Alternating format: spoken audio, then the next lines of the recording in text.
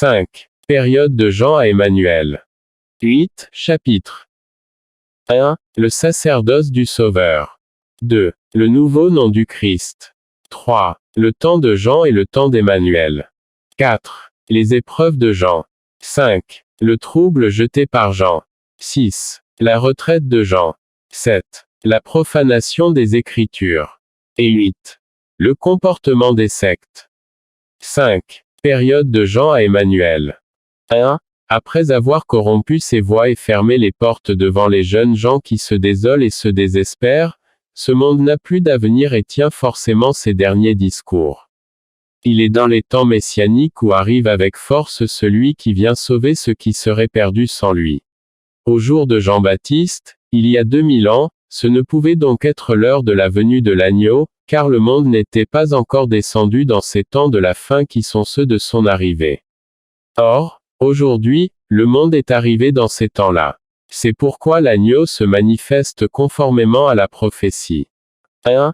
Le sacerdoce du Sauveur. 2. Enseigné par celui qui l'envoie au temps marqué, le Fils éclaire les hommes sur l'univers, pour qu'ils connaissent Dieu, sachent qui ils sont, d'où ils viennent et ce que seront les choses à venir jusqu'au terme de l'existence de la famille solaire. Il vient prolonger l'œuvre de Moïse pour que naissent à nouveau tous ceux qui sont restés saints et simples d'esprit. Il les enseigne de la réalité pour les affranchir et les séparer de ceux qui vivent d'eux, parce qu'ils sont le bon grain et la semence du royaume. Par conséquent, le sacerdoce du Fils ne peut d'aucune manière être transmis ou délégué à un autre, d'autant moins que lorsqu'il arrive et ressuscite les morts, le monde change aussitôt. Personne au monde ne pouvait donc prétendre tenir sa place. 3. Au terme de ces 2 millénaires, le monde voit enfin qu'il vivait en pleine imposture. Cela, parce que l'infâme Église romaine lui faisait aisément croire qu'elle poursuivait le sacerdoce de Jésus, alors qu'il n'est nullement transmissible, et qu'elle était souveraine.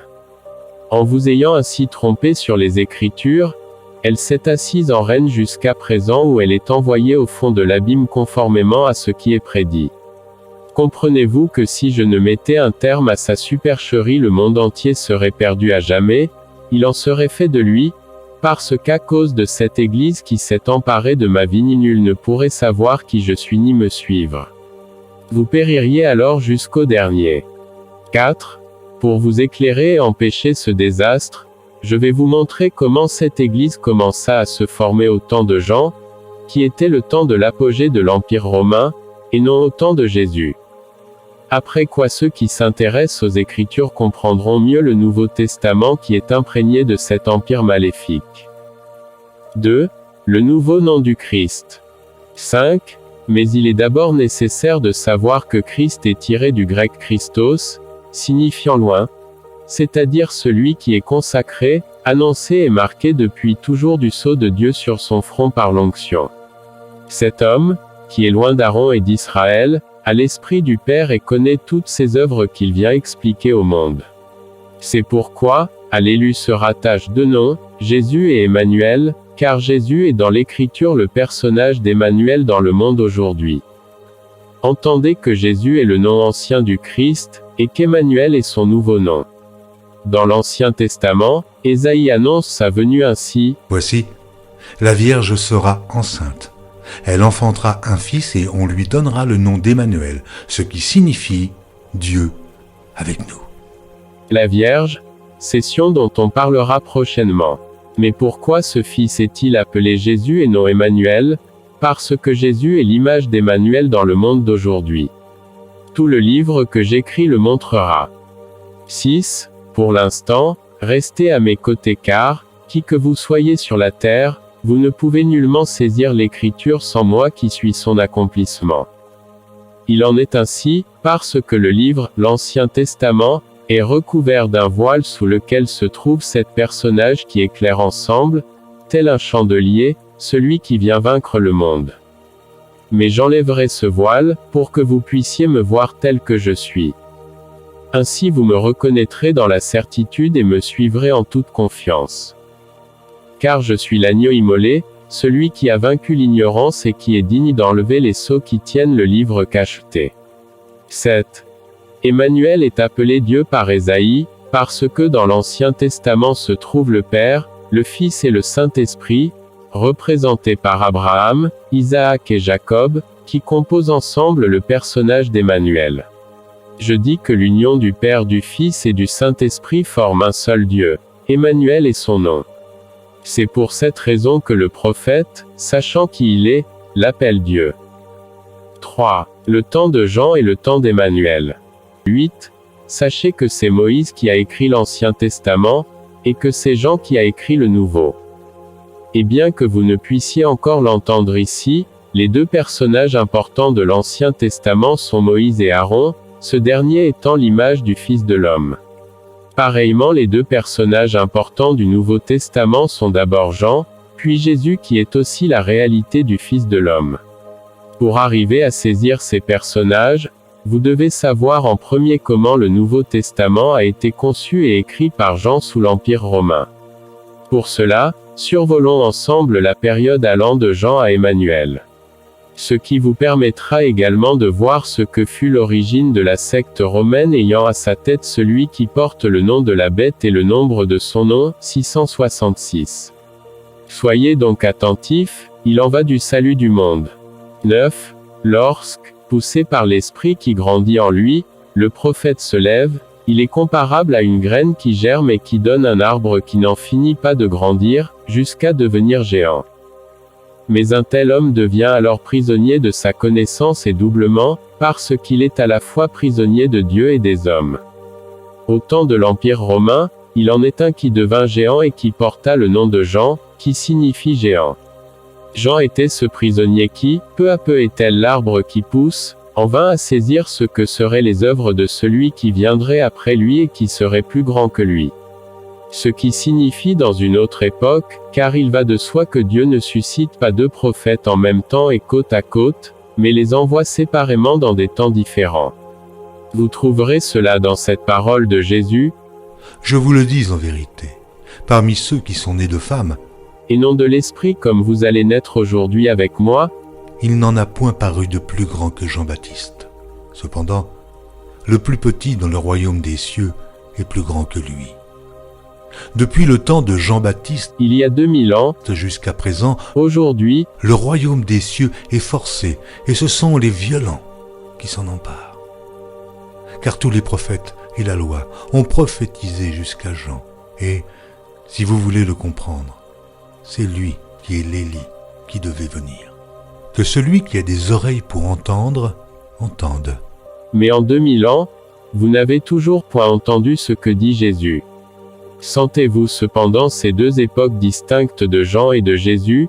Ce que je vous dis, moi, c'est que Jean avait tous les traits d'esprit de cet Élie qui est annoncé à la fin de l'Ancien Testament.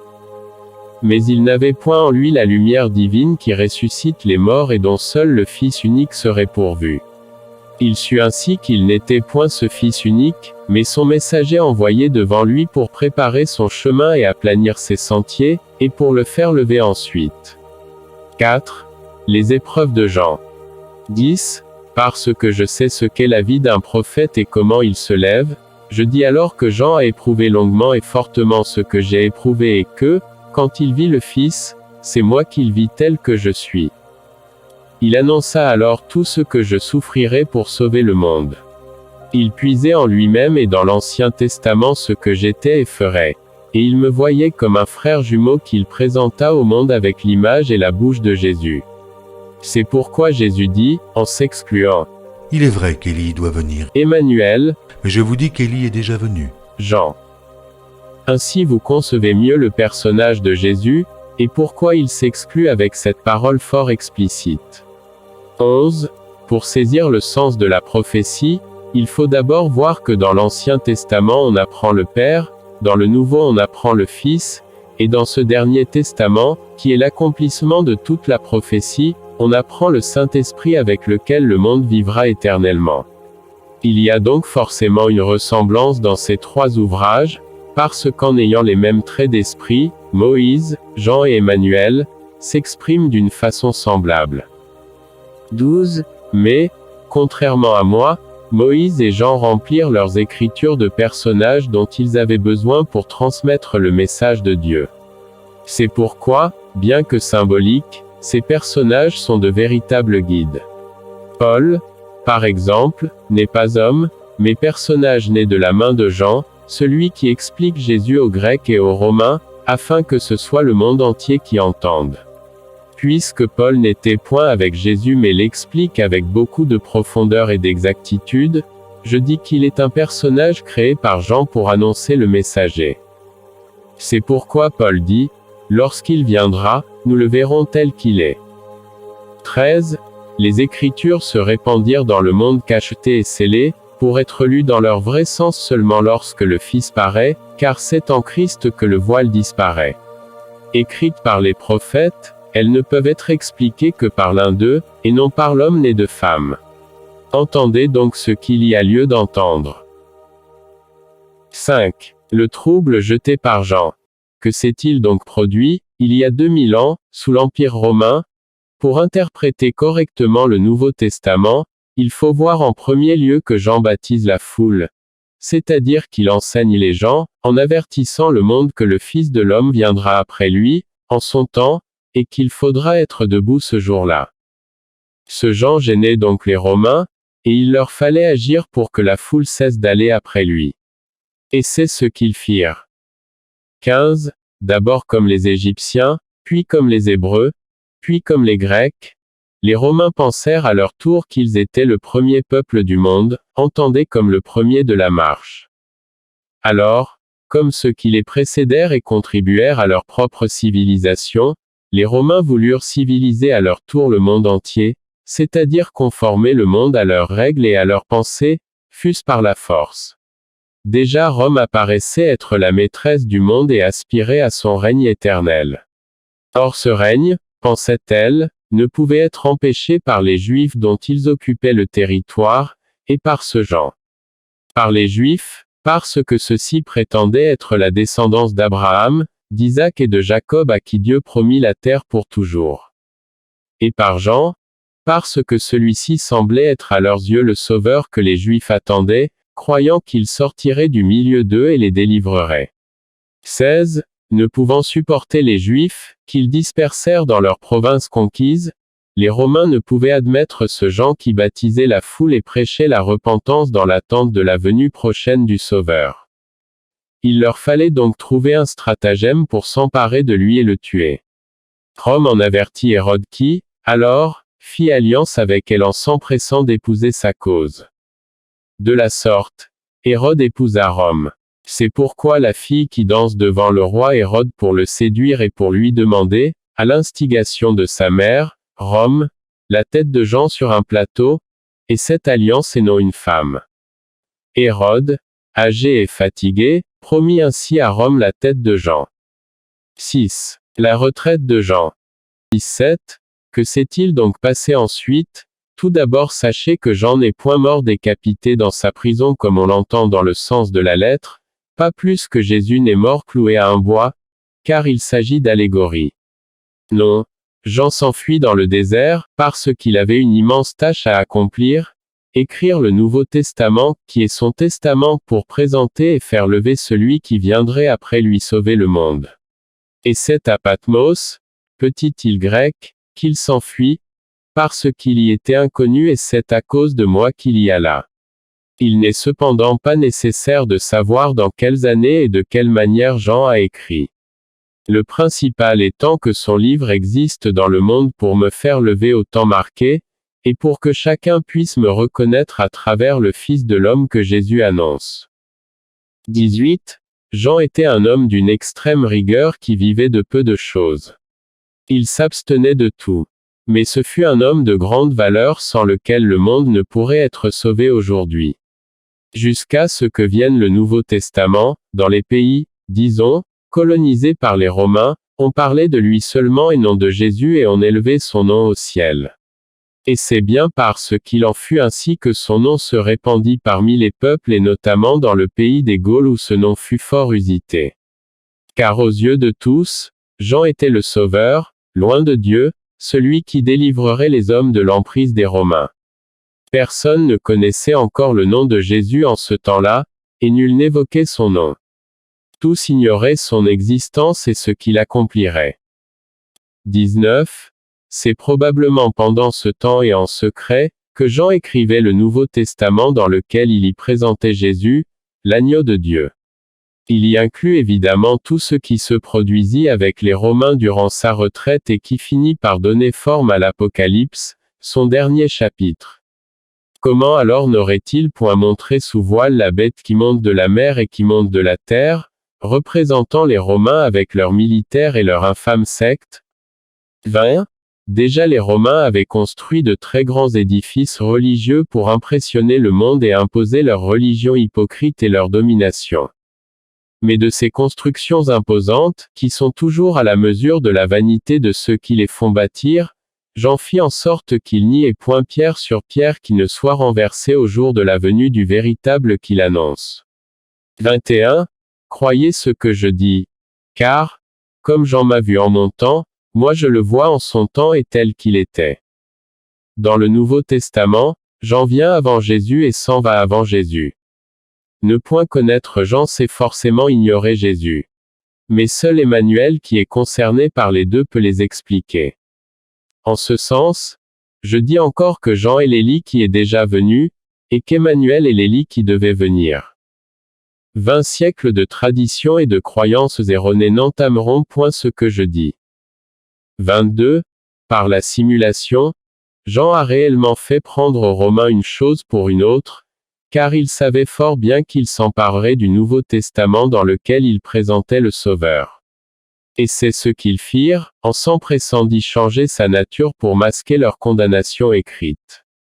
Ils formèrent donc une secte qu'ils assirent sur leurs mensonges, auxquels ils ne cessèrent d'ajouter d'autres mensonges, pour qu'au fil des siècles ils prennent l'apparence de vérité aux yeux des peuples. Mais Jean leur avait tendu un piège dans lequel ne manquerait pas de tomber le chef de cette secte, qui porte sur sa tête le nom de la bête et le nombre de son nom que nous avons évoqué. 23. Vous comprenez mieux maintenant qui sont les pères de l'infâme Église romaine et ce que fut son origine. Et vous savez entendre pourquoi Jean n'a pas manqué de donner un signe incontestable, 666, qui mettrait un terme à cette religion mensongère, pernicieuse et meurtrière, qui fut toujours la cause des dissensions et des guerres qui persistèrent jusqu'à ce jour. 24. Il est aussi écrit que Jean avait une ceinture de cuir et un manteau de poils de chameau. Pourquoi une telle description vestimentaire? La signification de ceci est donnée en Zacharie, père spirituel de Jean, dans l'Ancien Testament, où il est écrit: En ce jour-là, aujourd'hui, les prophètes les dirigeants rougiront de leur vision quand ils prophétiseront, sur l'avenir, et ils ne revêtiront plus un manteau de poils pour mentir. cela signifie qu'avec la vérité connue de tous aujourd'hui, vos dirigeants rougiront de leur vision, parce qu'ils ne pourront plus se dissimuler sous des poils de bête pour mentir, car il est certain que celui qui ment n'est point digne du nom d'homme mais du nom de bête seulement. 25. Pourquoi alors Jean avait-il un manteau de poils de chameau?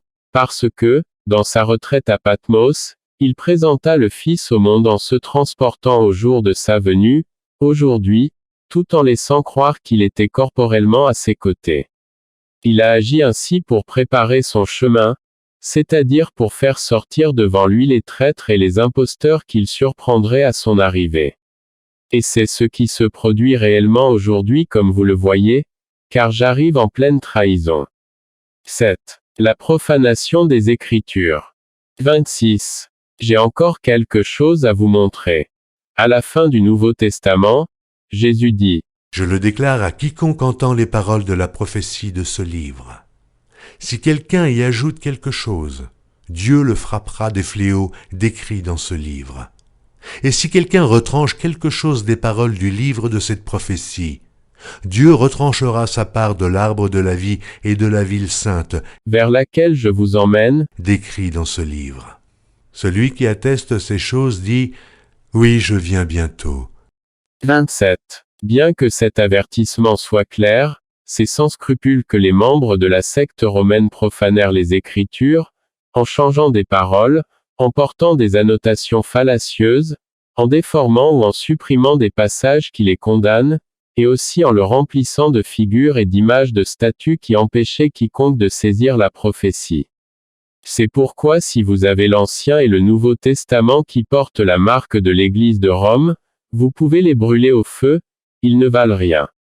Cherchez des livres qui ne comprennent que l'écriture originelle traduite de l'hébreu et du grec, et qui n'est point touchée par les mains profanatrices de cette secte ou d'autres sectes. Et si vous n'en trouvez plus aujourd'hui, ne vous désolez pas. Je cite des passages du livre qui est tombé entre mes mains, à partir desquels vous saisirez la prophétie et reconnaîtrez le Fils de l'homme dans la certitude. 28. Mais combien êtes-vous à avoir lu l'Ancien et le Nouveau Testament du commencement à la fin? Si vous n'avez point lu l'Ancien Testament, le Nouveau ne peut avoir de sens à vos yeux, car c'est dans le premier qu'il trouve son explication et sa raison d'être.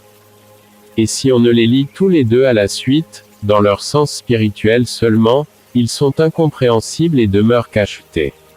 Or, si vous ne les avez point lus, il est certain que l'ensemble des explications que je donne vous échappe entièrement. Cependant ceux qui les connaissent me saisissent, et confirmeront ensuite ce que je dis. 8. Le comportement des sectes. 29. Lorsque l'élu de Dieu se lève dans le monde, il faut évidemment s'attendre à ce que les sectes qui se formèrent dans les ténèbres se dressent ensemble contre lui, car elles savent qu'il en est fini d'elles. En vérité, qu'est-ce qu'une secte? Il s'agit d'un groupe de personnes ayant des affinités communes, et qui sont adeptes d'une doctrine au sein d'une société. Elle est reconnaissable par ses fondateurs et leurs successeurs qui organisent une hiérarchie pour prêcher les vertus de leur doctrine, et les récompenses qu'on doit en attendre, tout en faisant usage du prosélytisme, de l'argent, de l'asservissement, et au besoin du châtiment des adeptes dissidents. Ils agissent ainsi, parce qu'en vérité ceux qui fondent une secte sont des individus parasitaires qui invoquent Dieu du haut de leur piédestal pour mieux s'introduire dans l'esprit des faibles, et vivre à leurs dépens. Mais celles qui se formèrent durant le temps des ténèbres ne sont pas uniquement religieuses, car tous les groupements composés d'hommes politiques qui défendent les mêmes opinions, ou d'hommes à la recherche du pouvoir ou du profit, sont pareillement des sectes, même s'ils n'évoquent point Dieu.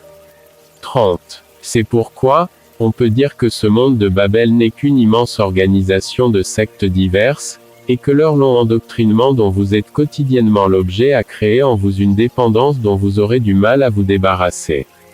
Ce qui est un grand malheur, d'autant que ce faux prophète qui faisait croire qu'il était le vicaire du Fils de Dieu et qui va s'opposer à sa venue, est celui qui va occasionner le plus grand nombre de morts sur toute la face de la terre, car des myriades d'innocents, pris par sa secte, ne pourront l'abandonner.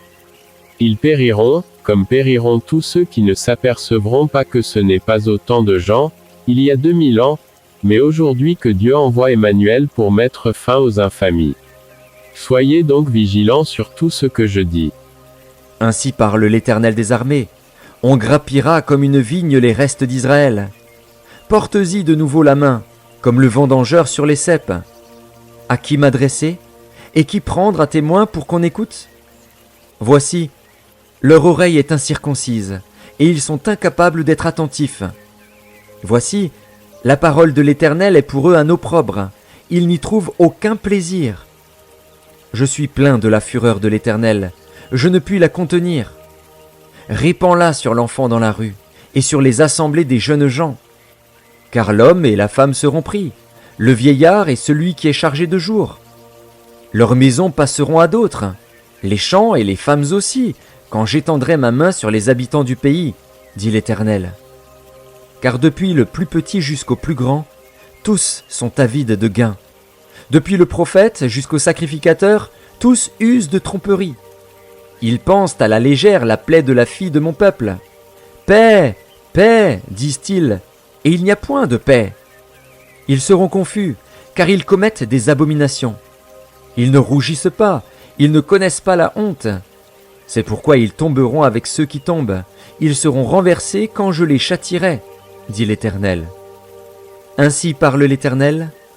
Placez-vous sur les chemins, regardez, et demandez quels sont les anciens sentiers, quelle est la bonne voie. Marchez-y, et vous trouverez le repos de vos âmes. Mais ils répondent, nous n'y marcherons pas. J'ai mis près de vous des sentinelles.